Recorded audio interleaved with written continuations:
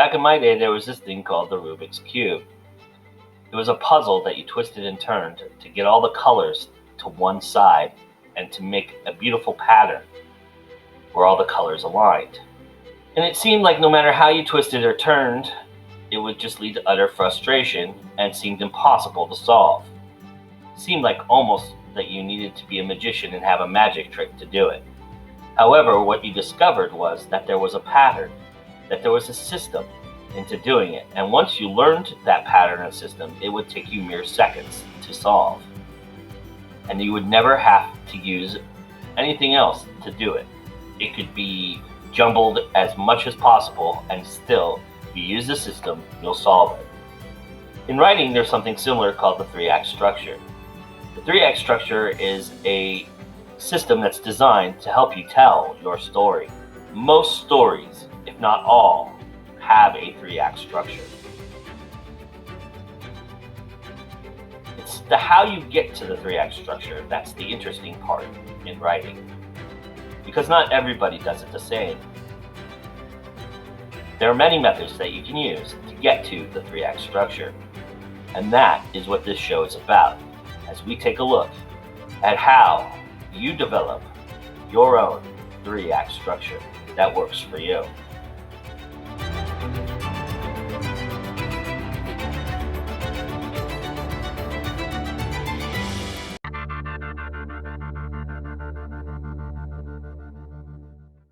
Hey folks, I'm Allegra Pescatore, author of Where Shadows Lie and NACL Eye of the Storm. I'm an Own Voices disabled writer, and I'm really excited to be here today. Hey guys, I'm Alexander Gideon. I am the author of A Web of Crimson, the first book in my Books of the Law series. The second book, tentatively titled The Vault and the Vessel, is currently in editing hell, and hopefully will be out in the next couple of months. My writing style can best be summed up by the phrase, "and many people died." I write everything from dark fantasy to science fiction. In fact, I've actually published more science fiction than anything else, and that's something I never thought I would have done. I'm Julie Hiner. I write dark crime and horror, and I run killersanddemons.com. Hi, I'm Nikki Hicks, and I write a lot of different genres. I try not to get too bogged down into one. I write horror stuff, crime stuff, whatever. Basically, my motto is cheap, quick, and weird. That's what I do.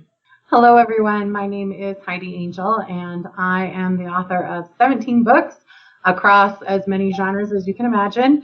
I dabble in children's books, spec fic, and nonfiction.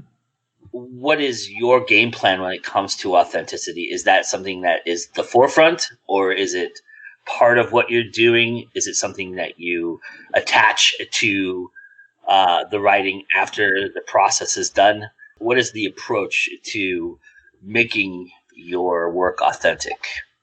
For me, it depends on what genre I'm working on and how fleshed out the idea is for how and when it happens. So I have been known to write a whole book and then spend a lot of time in editing hell because I just wrote what I was thinking at the moment and did absolutely no research. Yeah. And because a lot of the story was a fictional world and it was fictional situation, it was spec fic. So, reality has a wide divergence. There's no such thing as vampires, y'all. But the things that mattered, like what kind of weapons they were using and how somebody was struck and how they responded to that strike. Television is not your best resource for thinking you know that information. You've never been in a fight. Fortunately, I have an MMA fighter who has also been a police officer, and he's really helpful in catching those mistakes that I make and pointing me towards things to educate me and make me better next time. I'm kind of a research junkie. I love to do research. However, most of my stories, actually all of my stories, I like my horror to be based in something real and then kind of flower from there. Although I got to say, I never ever let truth get in the way of a good story. If I can fake it, I will. But also like you, my husband was a Marine, so he's really good at helping me with the guns and the fighting. And in my Sherlock Holmes book, he helped me with a fight scene so he can make it much more realistic. because he did Ishanru and he knows some karate, so he'll help with that. But much like you, yes, I do a lot of research and I talk to people who actually have done it. I try to keep it as authentic as possible, but at the same time, I never let it get in the way of a good story.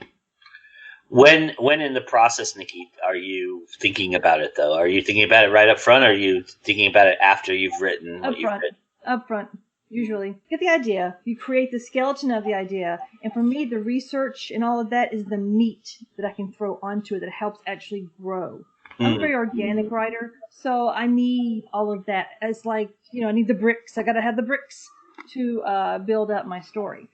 So for me, I write historical fantasy. That's what the Books of the Law series is. It's all based on Aleister Crowley's life. Ooh, so a beast. Yeah. So authenticity is actually really hard because if I wrote him authentically, he would be a perverted, misogynistic asshole. Absolutely. That's who he was. So he was terrible. He was terrible. He was incredibly unlikable. And in fact, in the first draft of A Web of Crimson, the first thing that came back was, he is too much of an asshole. We need to change him. And it was just, and it's really hard because there are people that are obsessed with Aleister Crowley. Right. And those are the people that are probably not going to like my books because he needed to be a protagonist that was likable, that was relatable, and who he was in reality really wasn't. Conversely, I also write science fiction, and the actual science have to be authentic in a way. So my story in My Battery is Low and It's Getting Dark, while it has kind of a fantasy element because the story is about the first android to have a soul, meeting death and having a conversation with death, and how that goes. But there's a science aspect to it because she's on this big, like, cradle ship, basically, that's carrying the remnants of humanity. And there's this whole thing that breaks down, and there's science about black holes that I had to research, and things that I had to know. Like, I didn't know that there were two kinds of black holes. That had always just been like, oh, there's the black hole. But no, there's Kerr and Schwarzschild black holes. And there's all of this science in if you were going to actually travel through black holes and the fact that black holes can be entangled. And all of this, it took me like 2 weeks of research to come up with the science that was basically 2,000 words. Yes. But it had to be authentic and it had to ring true in a way. While we may not have that technology, the science had to be real there. I also practice what's called the able philosophy. So it's always be learning everything. And a lot of times things that I'm reading or researching actually fuel the ideas for new stories, which is also why I can't manage to finish a series or stay in a genre. Exactly. Take that suggestion for what it's worth. That's was actually what I was going to say is oftentimes I won't research something specifically for the book I'm writing. I'm just kind of an enthusiastic person, so I'll go down a rabbit hole of research, and then 2 years later I'll come up with an idea, and I'm just like, oh, now I can use all that research. Now I can put it in a story. I'm obsessed with medieval food, and so I'm really, really excited eventually to write about, like food witches in the Middle Ages or something. Mm-hmm. It's always like that. The research comes sometimes years before the actual book. But, as far as authenticity goes, it reads in novels when an author is excited about the details. It just gives it a richness that I feel the readers do pick up on and is really wonderful both to write and to, present to people. And I think, people talk about not having too many details because it weighs down the story. And I think that it depends on your reader. And when you have, my books are all like 70 to 80,000 words. Nobody picks up my book thinking, oh, this will be a quick, fun read. That's not my audience. You do need to know your audience. I write very detailed homicide investigations. I have very detailed autopsies and very detailed criminal profiling. So obviously, what all of you said is fantastic. Obviously, you don't want to lose the aspect of, well, what if? Because then there's nothing fictional or interesting. But if you can't speak in those voices of, well, how would I speak if I was conducting this investigation or cutting this body up and doing an autopsy? then people aren't going to believe that character. And if you look at, like, I read and watch a lot in that genre to make sure I'm giving people what they want. And if you look at some of these shows now, like, the investigations are ridiculous. Like, there's a lot of detail. I know. Yeah, people want that. Like, if I'm watching something and they just glaze over shit, I'm like, well, that, like, it doesn't have to be totally realistic, but you have to believe what they're telling you. And if they just glaze over a bunch of details, then you're like, well, what about that? Like, where did that go? And so I do spend a lot of time making sure that those parts are realistic. But like you guys all said, you have to go into the what if and add that component of things that probably wouldn't really happen. But if you 90% of it would, and you take that reader there, they're going to believe you then when you throw that thing in, right? And I think that that's the really fun thing about every genre has those two different types of readers. So, for example, you write hard crime, and that's a huge audience. But for those who don't want to do all of the research and just want to have the mystery or whatever, they can still do soft crime, or they can do cozy mysteries. And, you know, each of those different genres have subgenres that fit your writing style and your personality. And that's part of why I have so much fun with it. Yeah, exactly. I agree. Covering up a body is a great segue into writing what you know, right? Yeah. And I've never owned a pig farm, but I still know. I'm always suspicious when I see pig farmers. Yes. You should be. You should be. Yes. Mhm. I mean, who hasn't written something around pig farmers disposing of bodies? I mean, I know I have.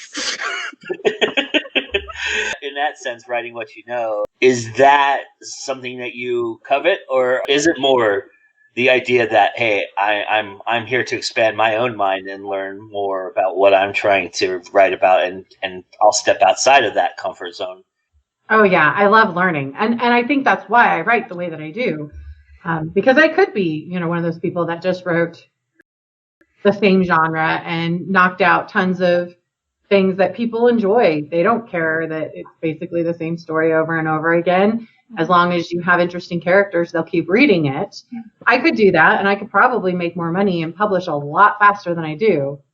But I don't just write for others. I write for me too. And it's fun learning all these things and experiencing these different things through the research that I do when I write. It makes it fun for you. I mean, you're a part of this process as well. If I'm going to be in that mindset for how many months or whatever I'm writing the story, it's fun for me to learn new things. However, also, I don't want to get stuck into my own head or on my own. I want to be able to expand and be able to grow.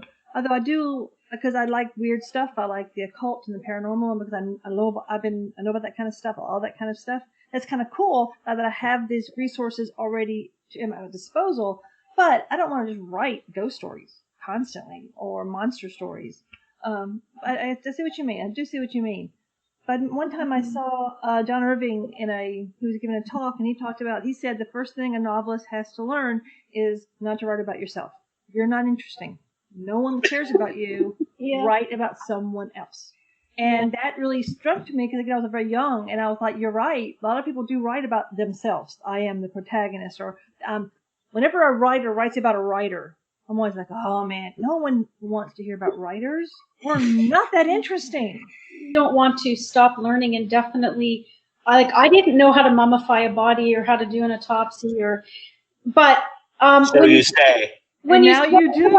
Yeah. But when you say write what you know, I think I do that as much as I write what I don't know. And I don't write about myself, because you're right. I don't want to write about myself. But I've been obsessed with serial killers for so long that I ended up building a model. And I actually researched Picton along with dozens of others.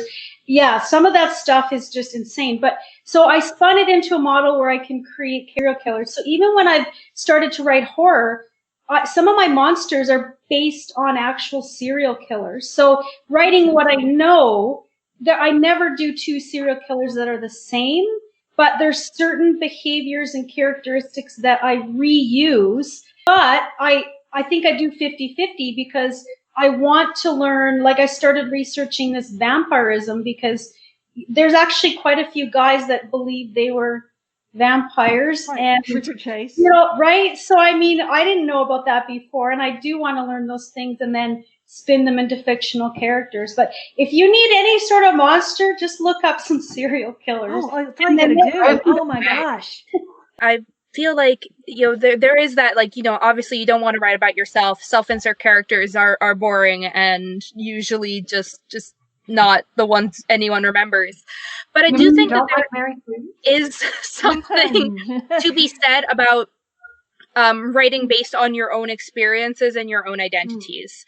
Like, I'm fairly big in the Own Voices community, and this idea of, especially for marginalized groups or even just the experiences that we have existing in the world, I feel are very good to put, especially into like fantasy worlds, and describe challenges that we've faced, whether it be discrimination or existence as, not supportive necessarily of creative lifestyles.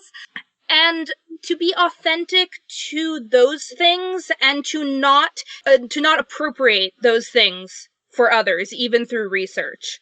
Like, that's something that I've struggled with a lot, is where is the line between researching something and appropriating something? I kind of fell into writing in this world and writing this series because of what I know. There was a writing retreat about almost 4 years ago now, where John Hartness, who is the one that started Falstaff Books and is also the one who started the Quincy Harker universe, which is what I'm writing in.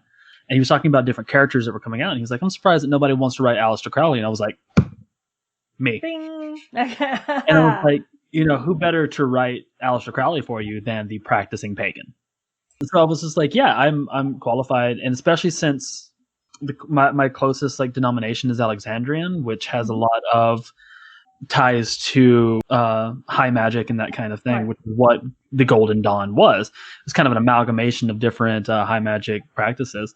And I actually ended up having a lot of pushback with my editor on the first book for one chapter, because she was like, you've got this section in here and it's really wordy and it's like kind of vague and it doesn't make sense. And I was like, we got to leave it because that's actual Golden Dawn ritual. But at the same time, I also like writing things and researching things that I don't know.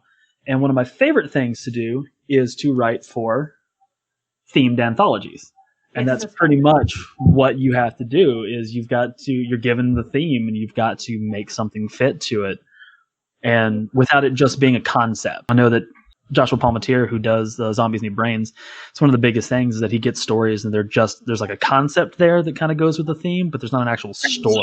One of the other things that's really cool is using what you've learned to educate your character so that your character grows too. And that's one that I've done with my Clear Angel Chronicles.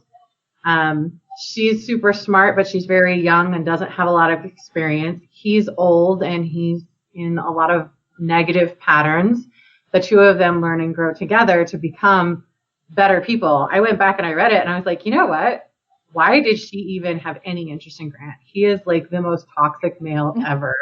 That was, of course, before I read some other things like Twilight, but because I thought.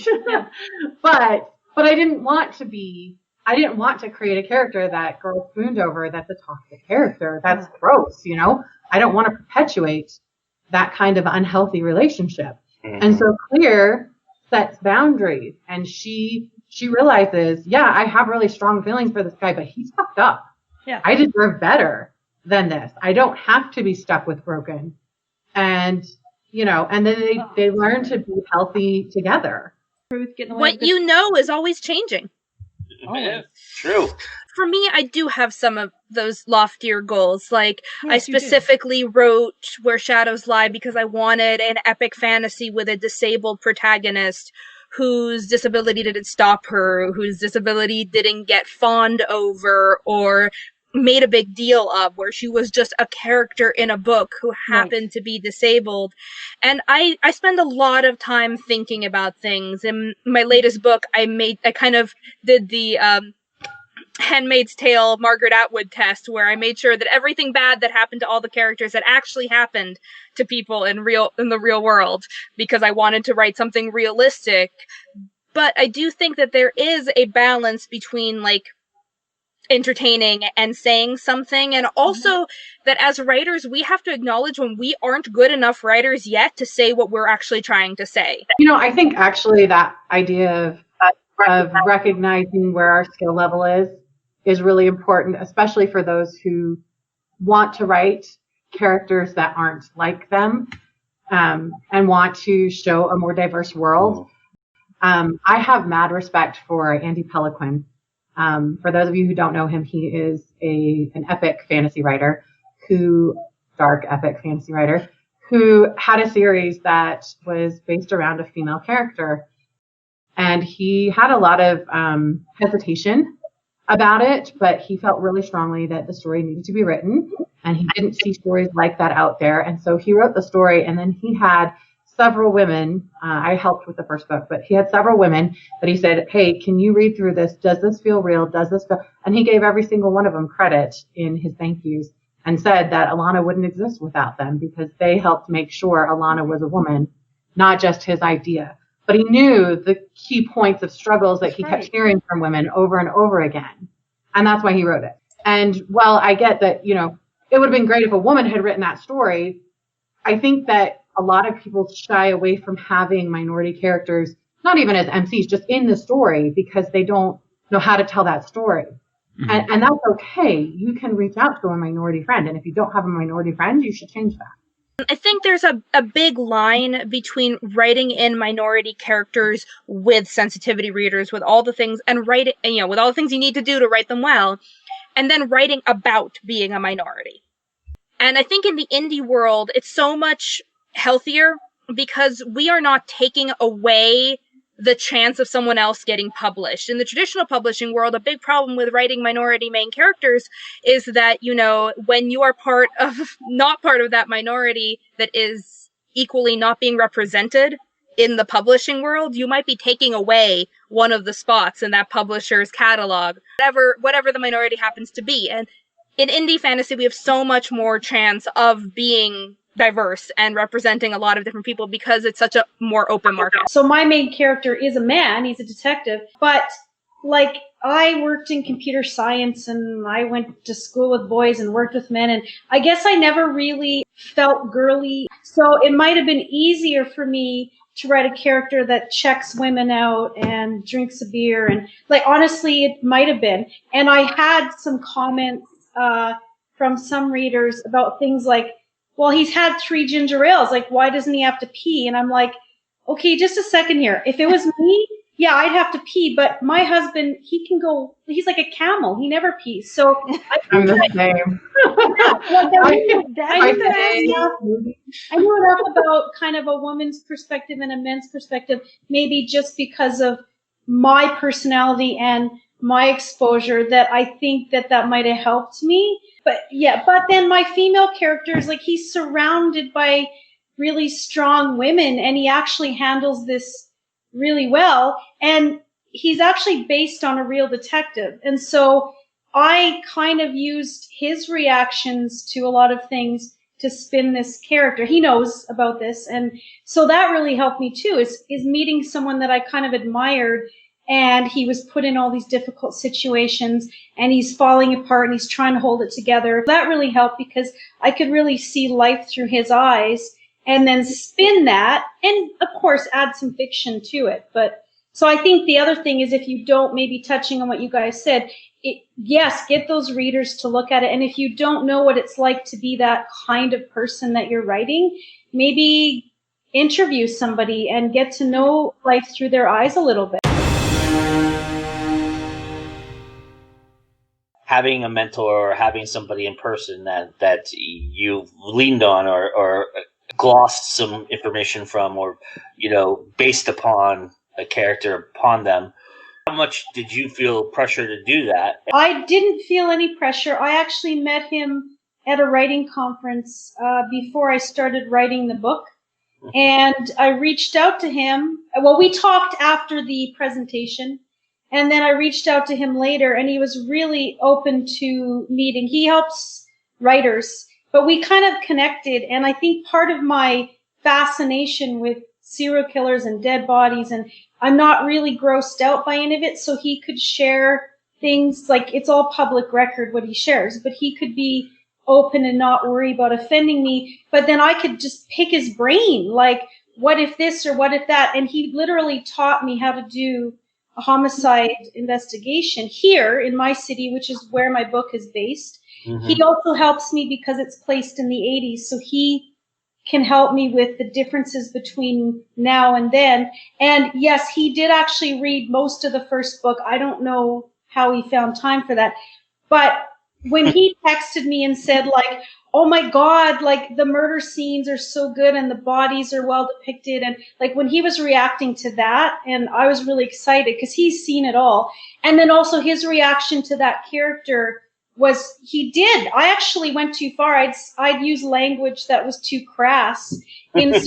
Like if you're in the morgue, you shouldn't, there's certain words he wouldn't use, but I just use all words. And so when he pointed those things out, oh, if he finds that offensive, I probably shouldn't use that. And so it turned out to be really fundamental, and it's turning into a 3-book series, but I didn't like plan it that way or feel pressured to do it. It just really, I went with my gut instincts on that one for sure. The third book of the Books of the Law is, it's not necessarily based off, like fully based off of an experience that I've had, but it does come from a long time. It was kind of me dealing with something that had happened to me. So basically, from the time that I was 19 until last year, I was my elderly father's sole caretaker. Mm-hmm. And he passed away last year. And the third book is going to be is really personal to me, because it kind of deals with the character of that book, because it's actually going to switch characters away from Crowley for a book. It's this character dealing with her family, and a lot of the fights and the people that she's dealing with kind of coincide with what I went through over all of those years, and kind of like a resolution of it. In fact, that finale was probably the hardest thing that I've written, just because it was like a release. Well, most of my stories are basically plot driven, so they're not really character studies or anything. But yes, in the Jakishi and Heiji stories, there's Barrington Gunn or Bear Gunn. I kind of based him on my friend John Cole, who was a gunny sergeant in the Marine Corps. He was in Vietnam for 2 tours, but he was raised by Jesuits his entire life. This guy was like a monk warrior. He really was. He was fascinating. He used to call me up in the middle of the night and go, hey, why did Nietzsche say God is dead? I'll be over there in 2 hours. And I would have to basically try to figure out, we would discuss philosophy all the time. And I kind of didn't, Bear isn't John, but I used John as kind of like a skeleton for my Bear character. There's a scene that I wrote in the Clear Angel Chronicles where I've gotten death threats because they were like, how could you do that? That was so horrible. I was like, I know, and that's the point.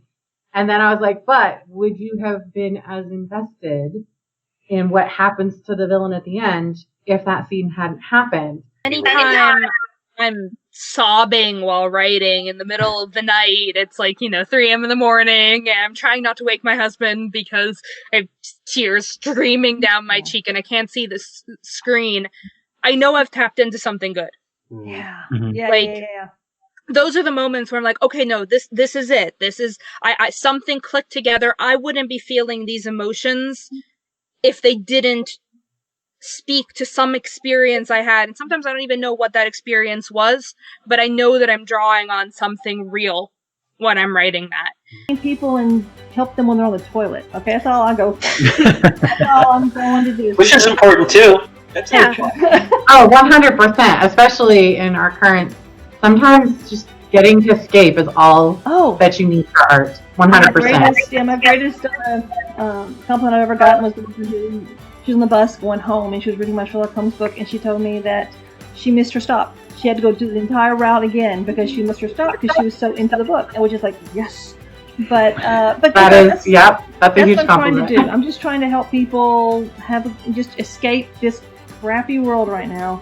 And that's Yeah. valuable. That is, in and of itself, something of worth just on its own. Just Because we do need those escapes. That's why we read.